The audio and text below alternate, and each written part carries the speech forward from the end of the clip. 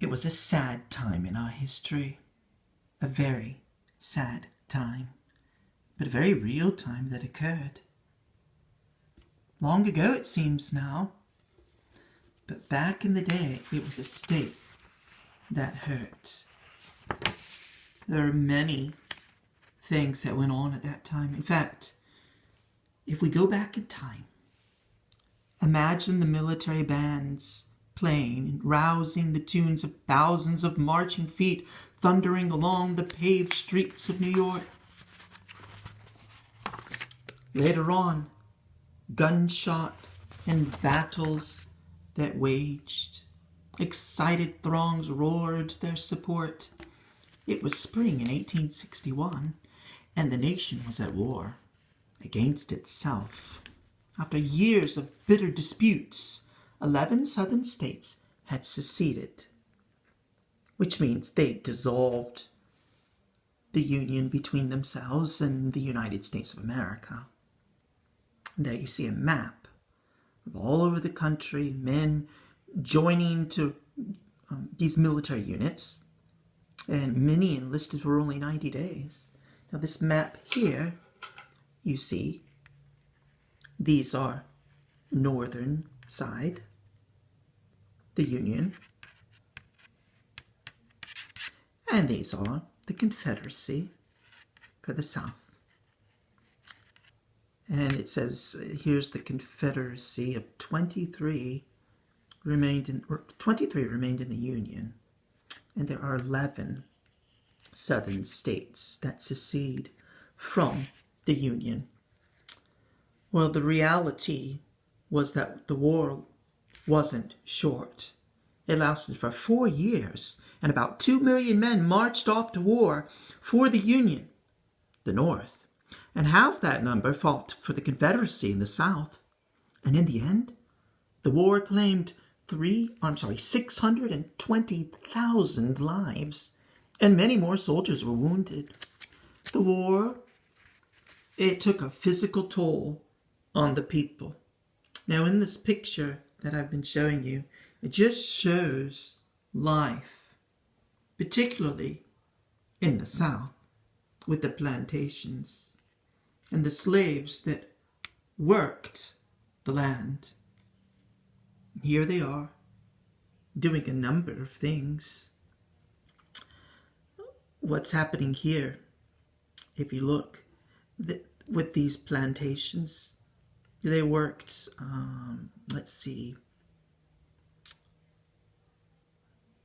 everything from plowing to hoeing to harvesting. And they put them on the wagons and bring them into the barns. Now, it has been called, the Civil War, the first modern war. The reason for this is it was the first time that what we consider modern inventions were used, such as the railroad, which transported troops, the telegraph, ironclad ships, and soldiers that threw hand grenades, actually. The short-range musket was replaced with the long-range rifle, which meant they could shoot much further away. And fortifications and trenches were used during this war as well. Now here is a picture of the Confederacy, or the Confederate flag of 11 states. Here is a soldier, 9 million people.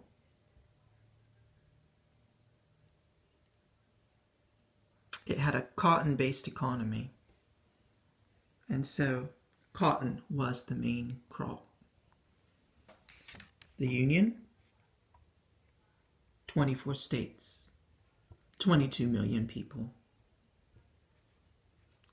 Good railroads, diversified economy, a much better state than in the South, only 11 states, 9 million people, and everything was based on the cotton. It's like having all your eggs in one basket. And as it went on, and the road to war came, imagine there were many different opinions on how this should be done and what should be done, but in the end, much fighting was done. There were arguments for this or for that, and a conflict among many things, but several things that come to mind are things such as the rights of states, what role should government play in various decisions, and of course the conflict over slavery.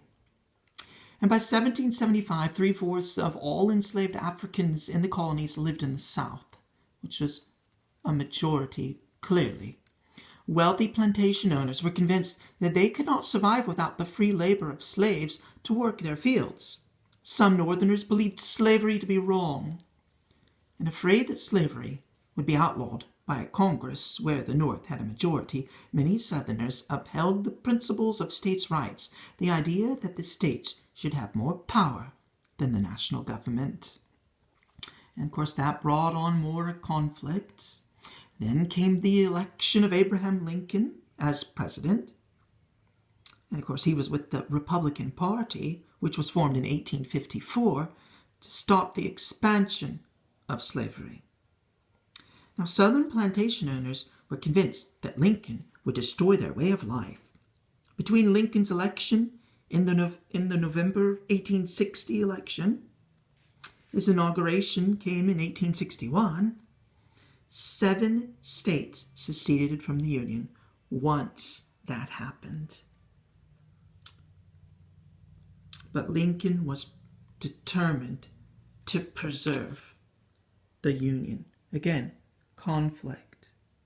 There are pictures here depicting the conflict. Things that were written about this time are famous books even today, such as Uncle Tom's Cabin, addressing the conflict, the issues of the day. Now, not all Southerners were in favor of the secession, which means to come away from the Union. In fact, in the first 6 Southern states to secede, fewer than 700 men appointed by their state legislatures made a decision that affected 9 million people. So is this democracy? Something to think about. Then came the invention of another railroad called the Underground Railroad. Now, we could do a video all about just the Underground Railroad, but this was something that was happening too, where there were runaways and rewards for them in order to escape the harshness, the injustice. They would be passed from house to house, and people who were sympathetic would house them on their journey north, hoping to escape.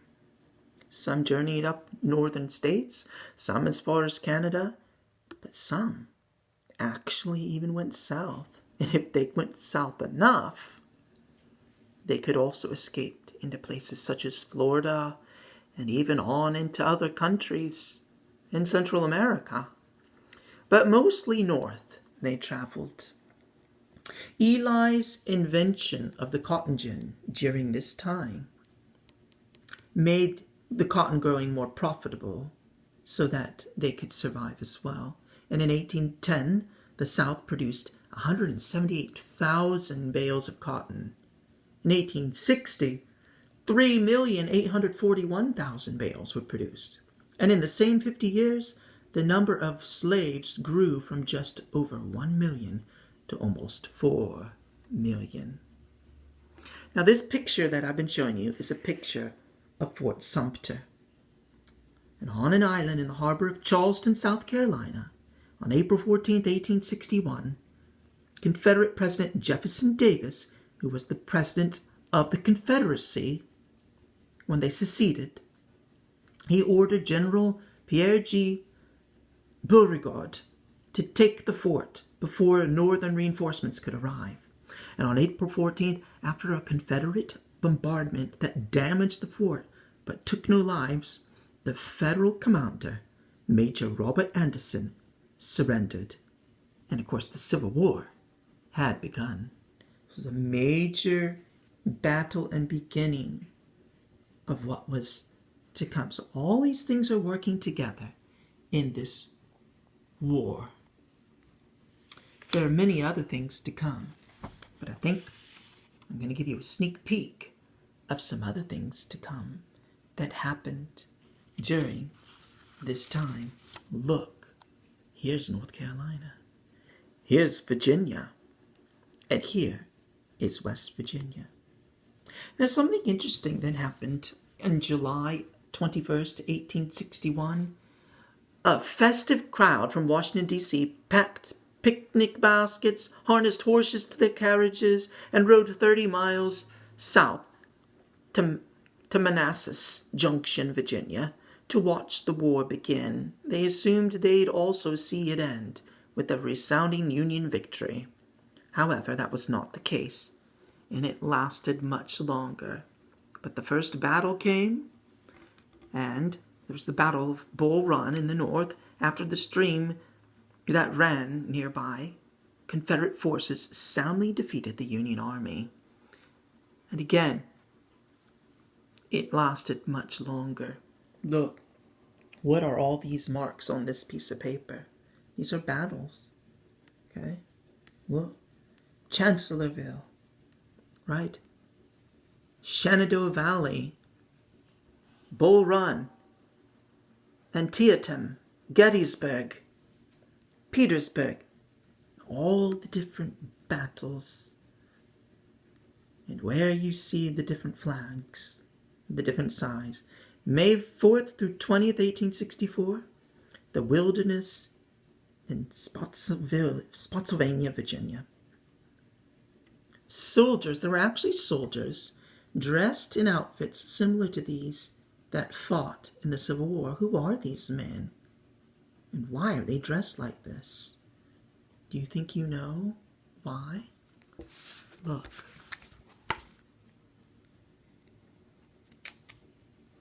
Some in the Union and Confederate armies modeled themselves in Algerian light infantry troops in the French colonial army. The regiments were called Zouaves, from a tribe of that same name. There are actually some, which is quite fascinating, that there are actually some dressed in such apparel as that. That would be quite confusing, wouldn't it? There's New Jersey and many others. There's Tennessee, Kentucky, West Virginia, Ohio. Look at how many battles are here. And of course, these aren't all the battles. There's many other battles in here. But in the first part of the war, see, there's a timeline of what happened when. We're going to talk more about this the next time. So you be looking for part 2. And there'll be several parts to what occurs in the Civil War from 1861 all the way here in 1864 and then 1865 and everything that happens in between and the events of this war.